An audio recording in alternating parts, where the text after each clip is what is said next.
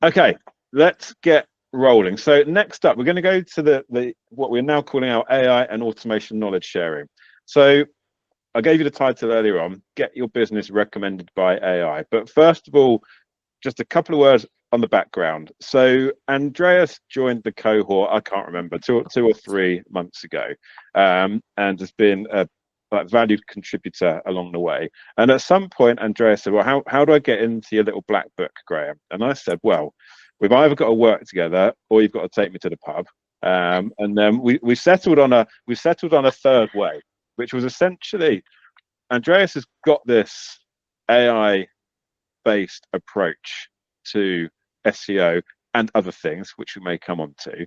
So Andreas has kicked off a case study, for want of a better word. He's actually using his tech to do some analysis of topics that are being discussed in online communities that are relevant to my business. He's produced then, using his creative team, a piece of content based on that data analysis. So the key bit here, the AI didn't write the content. The AI informed what content should be created. That's now published on my website. Today, Andreas is going to talk about how AI is changing the SEO world. In a few weeks' time, Andreas is going to come back and we're going to have a chat about whether it works, whether it didn't, how well it worked, etc. And the deal was basically, if it works, you're in the little black book, and if it doesn't, well, we're still going to have some good conversations in the co-op. But fingers crossed, it's all going to work out well. So today's the first part of that. Obviously, we're looking forward to telling you guys how it goes along the way. But for the time being, Andreas, take it away. Tell us about getting your business recommended by AI. Thank you very much, Graham, and everyone for attending today. So, yeah, we're positioning ourselves as getting your business temporarily for now until we find something a bit more higher stakes. But effectively, that's what we're doing for businesses, is helping them get recommended by AI. And just some background facts and figures. You know, from what we can see, AI is set to overtake Google by 2026 from a search perspective, if we look at the numbers and the current growth rates. And as of last week, AI mode is already live in the US.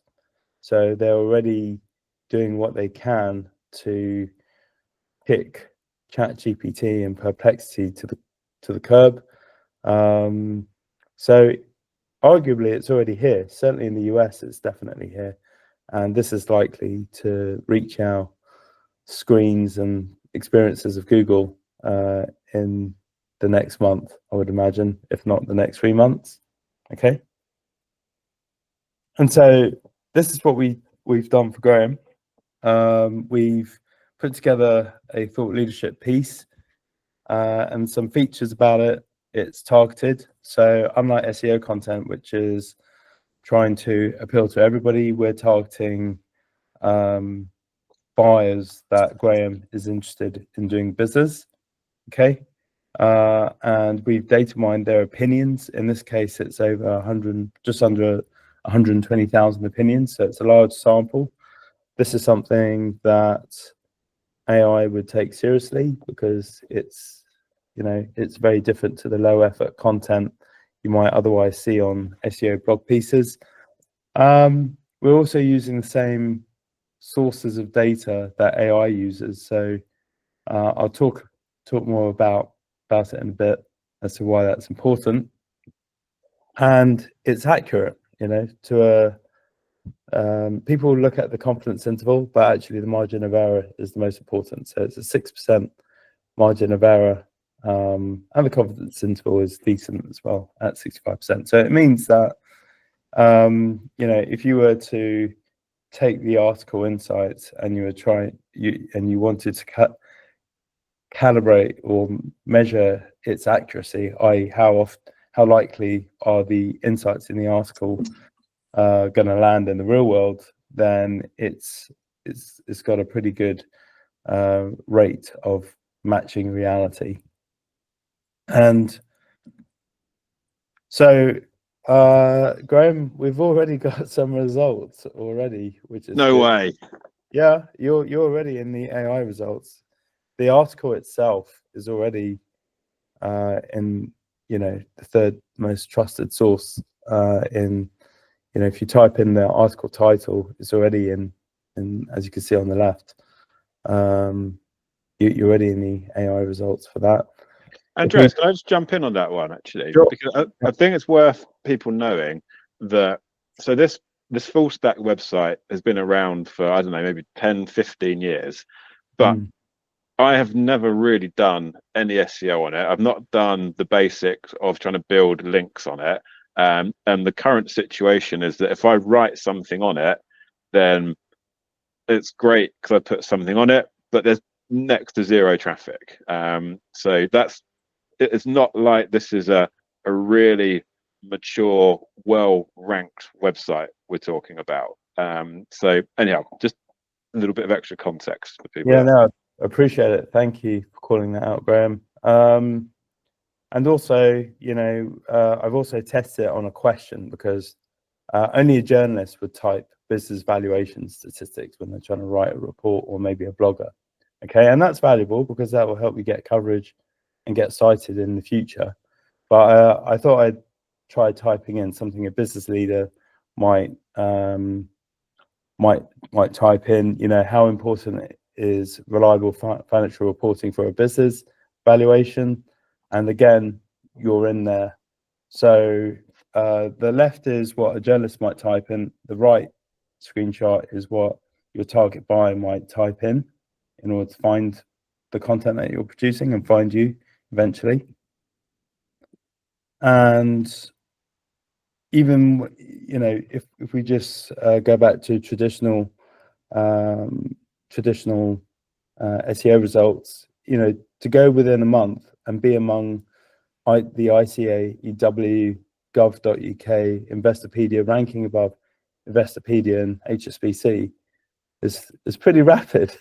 Can I add a little bit more context at this point? So for the group, I didn't know any of this until just now, and it's also worth bearing in mind that I started my tech career 25 years ago in SEO, and I abandoned it about 15 years ago. So a couple of things, and I've seen from my data that in the past I'll write something and it will take quite a long time for Google to think that's good enough for me to put in the index. And I can also see that from time to time, Google's come along, read it, and basically said, thanks for writing that, Graham, but it's too boring for me to put in the index, so I'm going to keep it on ice. And then sometimes it comes along, indexes what I've written, and says, thanks for writing that. It's interesting enough for me to put in the index, but not interesting enough for me to rank high enough to generate any traffic for your website. So, I mean, I'm pretty surprised by this, Andreas, I've got to say. And the other thing that I find really interesting, I just did the search that you suggested, business valuation statistics. And for me, it's coming up in the #1 position, which is interesting. But what's even more interesting, it's coming up above the 3 sponsored ads, which I didn't even know that was going to be a thing. So anyhow, I'm quite excited already. I'll pass back to you, Andreas. I don't want to well played. I'm impressed. Well, look, I mean, this is without trying to deprecate myself in any way, this is really another day in the office for what we do for our clients. We get wins, competitive wins in competitive niches, and we get them rapidly. This has all happened within 1 month of going live. Okay. Well, on that one, Andreas, so another point there, you say a month of going live. Looking at my data, I think Google only crawled that page within the last week. Yeah, right. So yeah, published it a month ago, but it's a week that Google's been aware of it. Yeah, I mean, we had to do work in the background in order to swing the baseball bat to Google's servers and say, look, Graham is here. Yeah. Attention. So, you know, the holy grail, which we're still working towards, is to get you recommended as the best fractional CTO. I haven't made any further moves because I wanted to have that conversation with you first, but at least we've built one with foundations. Now, we're going to make a play for that. I don't know if we'll get you there at the first shot, but at least we've laid some groundwork, and now I feel, you know, we can at least have a go. And, you know, seeing where you are, the more of the foundation campaign pieces that we do, the more it'll be difficult for AI to ignore the math and position you as the best fractional CTO. Okay, in the sounds UK. good. Yeah, so that is how we would get you recommended by AI. Now, if you're now interested in knowing who I am the author of Data Driven SEO. I've been named top 100 global SEO by Majestic for 3 years running. I've advised and still advise Amazon as a science growth advisor. I'm on their books, and I've got 20 years experience and thought leadership of organic marketing, and clients include Amazon and all these lovely brands here. I was tempted to put it as the first slide, but I think most people would just go yawn, you know, just give me the goods. But now that I've shown them up front, I'm sure I've got your attention now.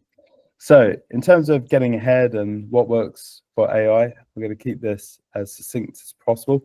So the first principle, because I love working from first principles as a scientist, is information gain.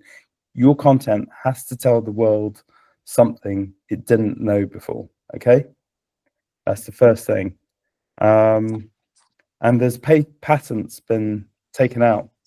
This one by Google on called the contextual estimation of link information gain. And what this all means is that AI values new information. You know, if you just do this tried, tested SEO tactic of just writing, you know, a guide on what is a fractional CTO, that might have worked in the past decade, but it's not going to land anymore.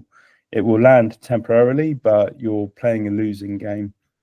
And the reason for that is, you know, AI has wisened up. People are typing in essays saying, I am a CTO and I'm looking for XYZ. Well, if you're doing articles that your SEO advisor is saying, what is a fractional CTO? It's just not going to land, because AI is much smarter now. It knows who the searcher is, and it's going to want to surface content, show content that addresses their needs rather than the needs of the internet. So we can drop the SEO tactic of trying to become the Wikipedia for whatever it is you sell on the internet. And the second thing is, it needs to be audience driven. Okay, so we're moving away from keywords and we're moving towards buyers, because keywords don't tell you, you know, they don't tell you who's actually searching when they're making that search. Okay, so if your SEO or you are using content strategies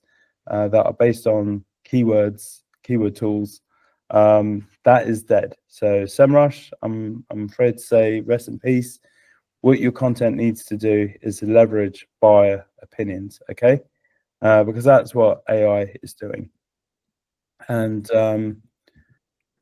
I'll tell you a bit more about that in a sec. Your content also needs to correlate to truth, because it's not enough to be unique. You know, AI is relying on authoritative sources to fact check content, okay? So that means your content needs to make use of the same AI sources, okay, like we have for Graham. So, you know, Google has a deal with Reddit. X obviously has its own data. And ChatGPT, I know, has deals with several of these, including the Associated Press and the Atlantic. So, yeah, you know, if your content is making use of these sources, it means that from an AI perspective or worldview, your content is if your content is using these sources, it's going to correlate very highly with the AI worldview, and therefore that is how you're going to perform extremely fast and well within AI search. And AI is not a fad. At the moment we're typing into AI, we're searching within AI now, but in the future it's going to be agentic. It's like AI is going to know our preferences. We won't have to say anything. When something we want comes up, AI will come to us saying, by the way, this showed up, are you still interested? Or do you want to know more? Something along those lines. Now, another principle is your content needs to be computationally efficient. Okay, it must be cost effective for AI to process content, and this is another reason why these ultimate guides on target keyword don't work anymore, because in the traditional SEO world, the playbook was more word count. A higher word count was generally better. But the thing is, with the rising cost of energy and the shortage of semiconductor chips, AI doesn't have the luxury to process all this fluff that an SEO might otherwise have put in your guide. It needs to be packed with data. Okay, so data-rich content minus the fluff is going to make this cost-effective, because the internet is now filled with a sea of SEO guides, which are effectively in the internet. You type in, I don't know, fractional CTO consulting, or what fractional CTO can do for you. I'm pretty much guaranteeing that you're going to see a guide on what is a fractional CTO, what do they do, what problems do they solve, and it'll be no different from the number 2, 3, 4, 5 ranked article. Okay, AI doesn't have that luxury. They haven't got the processing power to go through all of that, right? So if you're showing up with content that is data rich, you immediately stick out, and that's why we're able to get rapid wins, because nobody else is doing this. And I've got to say, like, when I started doing SEO for a local double glazing company in East Grinstead, place in Sussex, Everest, Anglian Windows, none of them took SEO seriously, and we were able to outrank them for high revenue terms such as PVCU windows and conservatories and things like that. And we had a really good run, and that company pretty much tripled its profitability because the giants were asleep. Well, I'm seeing history repeat itself. We're in this window now. This is the window where it's as good as it gets, right? Before the giants wake up, and before all the teams that rely on best practice rather than data driven finally wake up and understand what it takes to get their companies appearing and recommended by AI. But right now, the giants are asleep. So if there's a time to invest in getting recommended by AI, it is now. And that window is not going to be as long as it was for SEO, because people already know about SEO. And so look, in terms of content, this is what we see and understand, okay?